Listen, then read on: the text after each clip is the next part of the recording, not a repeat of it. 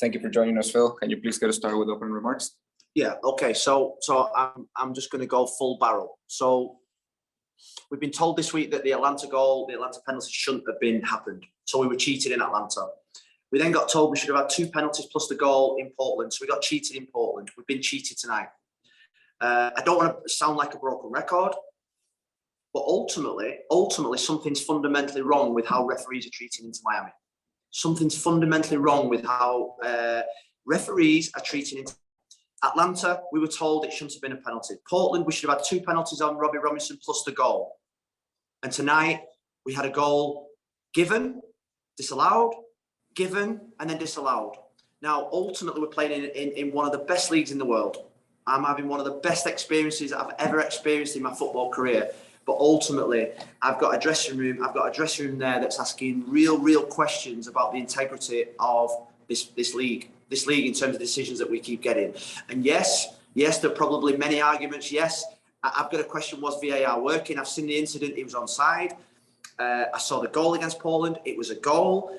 So I've got to now start questioning, because we've had our integrity questioned this year. We've had stones thrown at us, and we've had to take a lot of absolute shit this season from a lot of people, and we've had to accept it, because that's when you do wrong, you have to accept that criticism, you get on with it. And we've done that. We've not moaned, and we've kept our head below the parapet, because sometimes in life you've got to accept the criticism. I can't accept this. I've got to defend my football club against something that's unjust. Something that's unjust and wrong, and I feel as if we're being cheated now. I feel as if we're being cheated, and I've got to say, guys, and I apologise, I really do, because I love you all, that the players aren't in an emotional state to speak to you guys tonight, because they feel so strongly about what's gone on. And it's not just the last 4 games, and let's make that right. That's early in the season as well. We kept having these reports sent to us about apology. This should have been given, this should have been given. So ultimately, we can't accept this anymore. There needs to be a massive investigation about some of the decisions that get given against Inter Miami Football Club, because ultimately, we're in a professional league. We want it to be the best in the league. We've got brilliant stadiums. We've got unbelievable teams that we're playing against, and we've got decisions like that. And I've got to say, against Inter Miami. And I hope I don't come across as a bad loser. Congratulations to New York Red Bulls, and I hope I don't come across as someone that doesn't have any respect for this league, because I absolutely have respect for this league. I've shown respect for this league from the minute I came in, and we've had to take a lot of absolute stick on our shoulders, and we've rose above it. We've tried to act with humility, with class, with the way that we want to work at this football club. But I can't accept that. I can't accept that anymore against my team.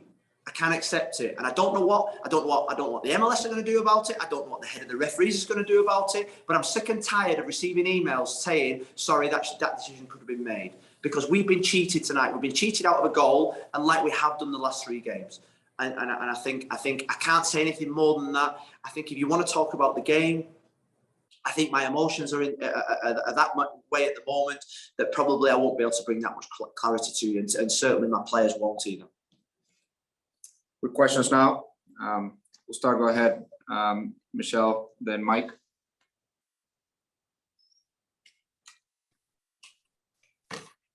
Sorry, Michelle. Before I then say that, I thought the referee had a really good game tonight, but ultimately she's been let down by VAR.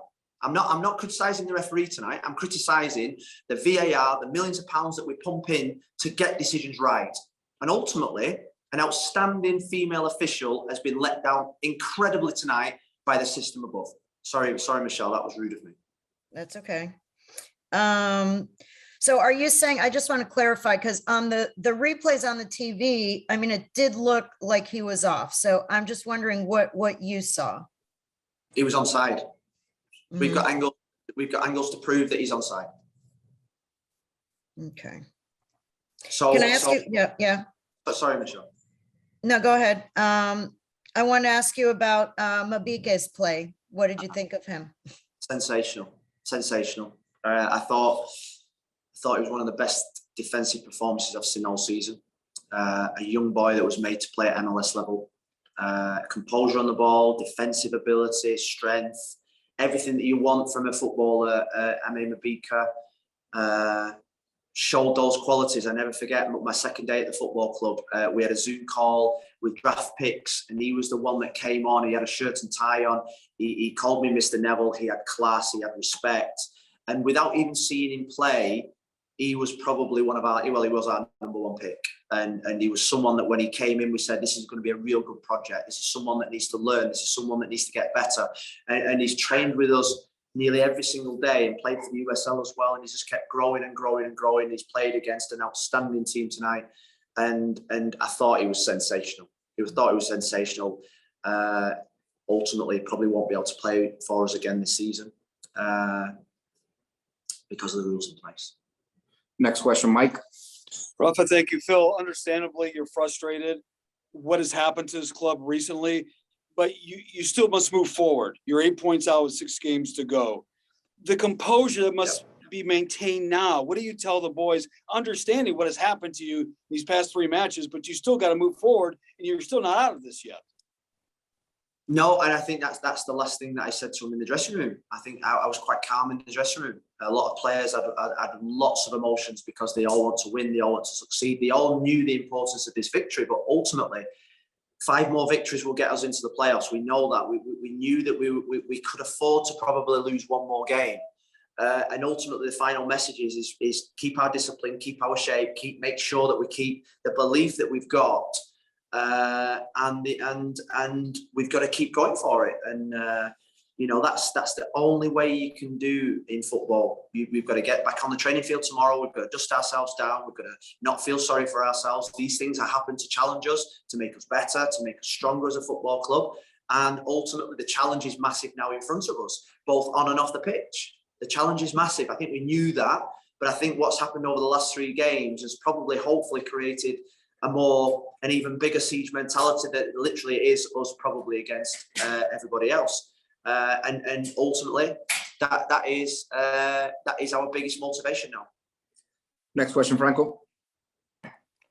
Thank you, Rafa. Phil, I know you said that you think there's an investigation that needs to be had, but what just your initial thoughts, or if you've had thoughts for a few weeks now, what do you think is leading to these poor decisions against Inter Miami? Is it a psychological thing? Is it something, you guys obviously as a club have been big and bold about your goals and haven't made any secrets of that. Do you think that's playing a factor? And if I could ask you just a quick second one, just to try to get away from the referee talk for a second.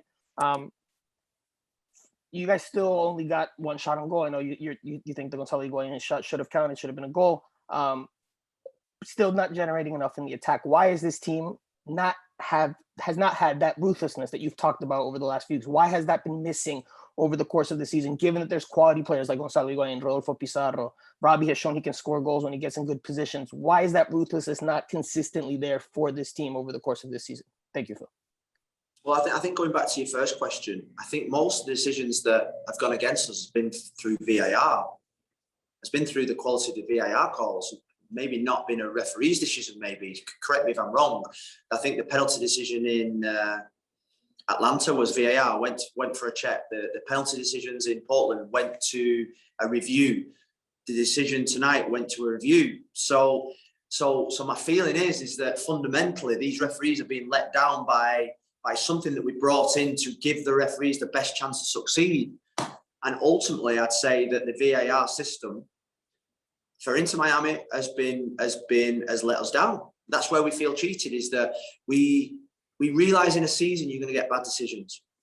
You realize in games you're going to get bad decisions, but ultimately with VAR, you want to mitigate the errors that are made, the human errors that are made on a field. And I'll say it again: the referee tonight, I thought she was outstanding,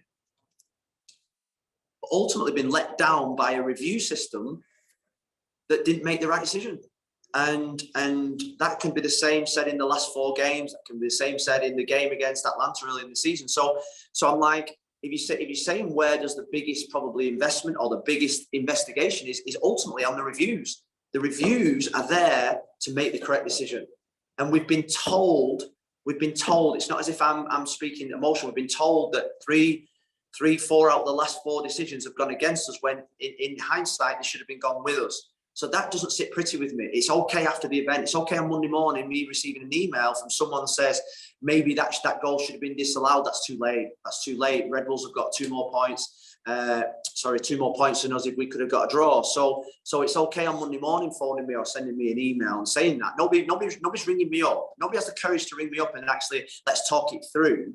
We just get an email saying sorry, these decisions should have been this X, Y, Z. So that's my feeling. That's my feeling. And I try to remain calm. It's a big challenge. The attack, the lack of ruthlessness. If you look in the first maybe 15 minutes of the game, there was 2 incredible opportunities. I thought. I think there was one for Gonzalo went down and he squared it. Gonzalo shot against the keeper and there was nobody there to score the goal. There was a chance, I think, in the last minute of the game. I think it was Indiana, where you think about the game back in Nashville. Indiana scores that back in Nashville.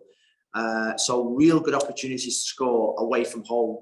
And like I say, you score 1 goal and you get more chances. The goal goes in that doesn't get disallowed, you get more chances. And ultimately, they're not going for us at this moment in time. And that's something that we need to make sure that we are better at. Thank you, Phil. Thank you.